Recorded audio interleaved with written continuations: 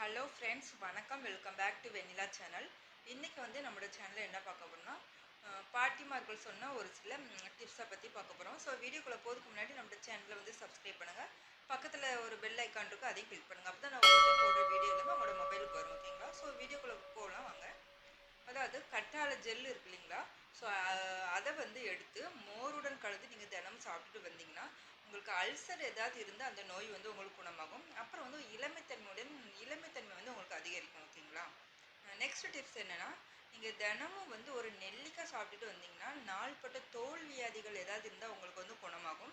அப்புறம் வந்து நம்ம உடலுக்கு ரொம்ப தேவையானது வந்து நோய்ங்க. ஸோ அந்த நோய் எதிர்ப்பு சக்தி கூட அதிகரிக்கும். உங்களோட முகம் வந்து ஒரு முகப்பொழிவு வந்து உங்களுக்கு கிடைக்கும். ஓகேங்களா? ஒரு பிரைட்னஸ் கிடைக்கும்.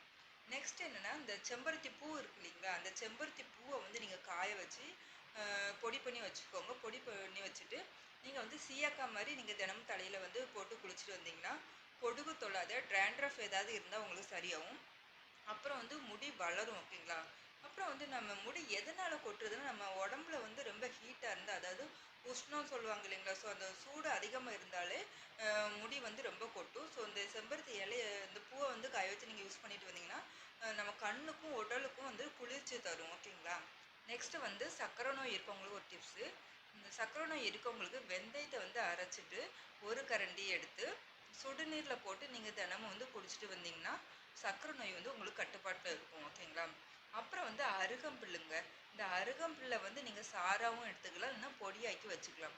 இதை வந்து வாரம் ஒரு முறை நீங்கள் சேர்த்துக்கிட்டிங்கன்னா உங்களுக்கு ரத்தம் வந்து சுத்தமாகும், உடலோட உஷ்ணம் வந்து தணியும். ஓகேங்களா?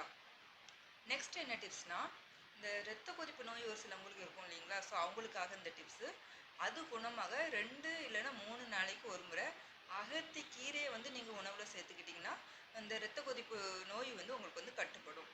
நெக்ஸ்ட் வந்து குழந்தைங்களுக்கான ஒரு டிப்ஸு என்னென்னா, அதிகப்படியான இருமலும் சளியும் வந்து குழந்தைங்களுக்கு இருந்ததுன்னா நைட்டு நேரத்தில் வந்து மூச்சு விட முடியாமல் தூங்குறதுக்கு வந்து ரொம்ப கஷ்டப்படுவாங்க இல்லைங்களா? அவங்களுக்கு வந்து இந்த குப்பைமேனி இருக்கு இல்லைங்களா? அந்த குப்பைமேனி இலையை வந்து நீங்கள் அரைச்சி அதை சாப்பிட்டு பிழிஞ்சு கொடுத்தீங்கன்னா அவங்களுக்கு வந்து இருமல் வந்து சரியாகும். ஆனால் வயசுக்கு ஏற்றாப்புல வந்து கொடுக்கணும். அதிகமாக கொடுத்தீங்கன்னா வயிற்றுப்போக்கு ஏற்பட